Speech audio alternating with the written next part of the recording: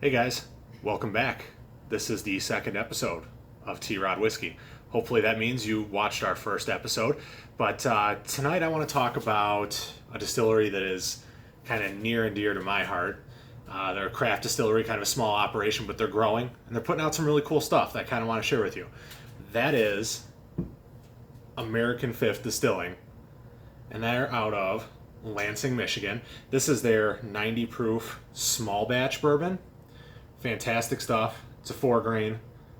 It is aged in 15 to 30 gallon barrels. I know some people kind of have a stick up their bum about that sort of thing, but for some smaller distilleries, it allows them to get a halfway decent, or in a lot of times better than decent, product out to the shelves in relatively small amount of time. Now, American Fifth was Lansing's first distillery. It was opened back in 2015. All of the ingredients in these whiskeys are sourced locally here in Michigan. So nothing is imported, nothing's really shipped in. I mean, I guess if you count the truck drive, 30 to 50 miles outside of Lansing where they're sourcing a lot of their grains, then okay. But everything is sourced locally from here in Michigan. I think that goes a long way to just building some credibility and putting a quality product on the shelf. Their small batch bourbon is starting to get up there to 6, 7 years old. When I first found them about 4 years ago, it was 4 years, barely 4 years, and they were in 15-gallon barrels. Now they're pushing 7 years and they're up to 30-gallon barrels, which has definitely changed the flavor profile. Now, you can kind of see on the shelves behind me here, and in a lot of my videos to come, they occupy the top shelf of my bar. And that's because I believe in the brand and I believe in the whiskey that they're making. So we're kind of just going to walk through some of these, and these are mostly tasting room exclusives. Their distribution hasn't reached out super far yet, but to my understanding, it is growing and should hopefully be coming to a store in the Midwest if we're lucky in the next couple of months here. Maybe by beginning of 2025, you should start seeing them branch out, but a few of these are definitely going to be tasting room onlys. So we already talked about this small batch bourbon, but it's 90 proof. It is a 4 grain. So it's, let's see, I actually had to write it down because it's kind of an obscure blend of, let's see, the mash bill is 63% corn, 20% wheat, 12% rye, and 5% malted barley. So a true 4 grain. Really good stuff. I mean, it's chocolatey, toffee, sweet. There's a fair amount of oak presence here. I know with the smaller barrels you get that, and sometimes they can run the risk of being over oaked, but I personally don't feel like they do. I feel like this is really good stuff, and it's why I keep 3 extra bottles on the shelf here on top of the one that I'm currently drinking at all times. They also have their barrel strength, which is the exact same recipe. It's just cask strength at 122.3 proof. This stuff is coming out at 6, 7 years as well now. The first bottle I ever got, they've changed the glass since then. This one, 2 years. Barrel number 129. I just recently killed one of their newer bottles, and that one I believe was 6 years old, and replaced it on my last trip to Lansing. But one of the really cool things that they're doing that not a lot of other distilleries are doing is they're reaching into the realm of American single malts.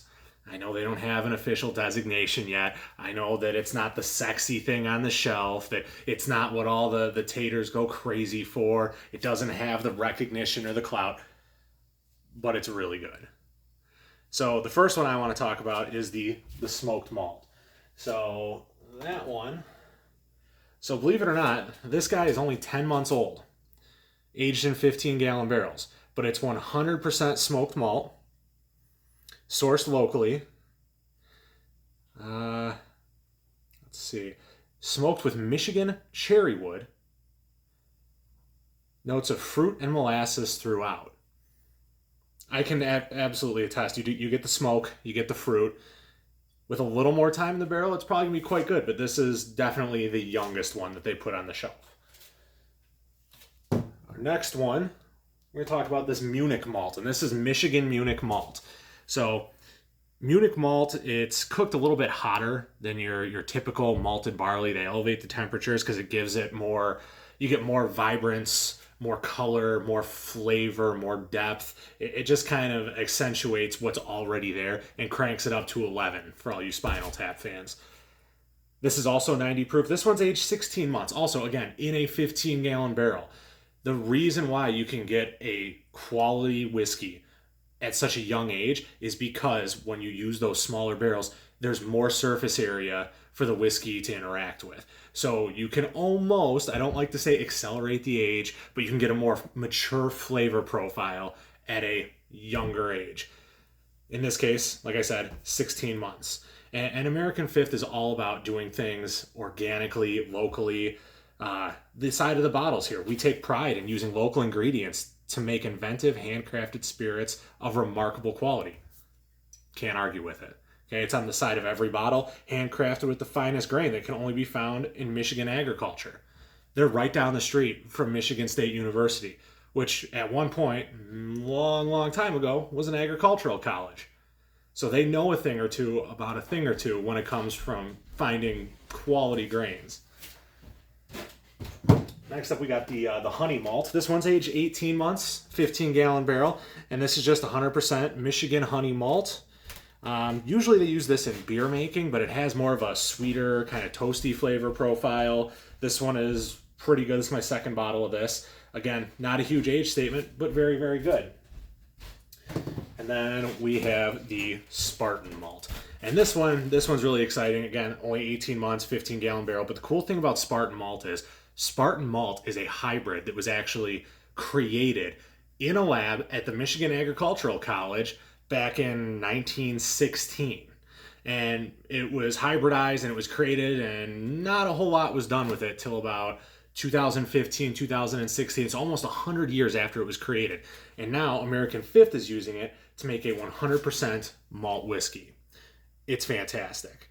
I can't say enough good things about it, but again, you can only get it at the tasting room. So if you're anywhere near Lansing, or you're going to be passing through Lansing, it's less than half a mile from the Capitol building. It's right across the street from Jackson Field. Catch a Lugnuts game. I mean, that's what I do when I go there. I highly recommend. Lastly, we got a couple of LEs, some limited bottles. So this first one, this is only available in the 375s. This is their peanut butter and chocolate malt. And I don't know if you guys can quite see that, but the barrel char, the particulates that are in there, this is a true non-chill filtered malt whiskey made with chocolate malt. So it's very sweet, very toasty, gives you notes of cocoa powder, some coffee, a little bit of peanut butter, not overwhelmingly sweet. It just kind of dances around the palate and gives you the impression of it. Doesn't give you like a milk chocolatey taste like the label might suggest, but it's still very, very good. And all these bottles are priced super competitively. I mean, I think the most I've ever paid for one of these is $60, and that's for the other LE, which this one is actually, this was a Lansing Area Whiskey Society single barrel pick. It is a 100% wheat whiskey bottled at 126.3 proof. This one is a very limited run. I think it was only one barrel.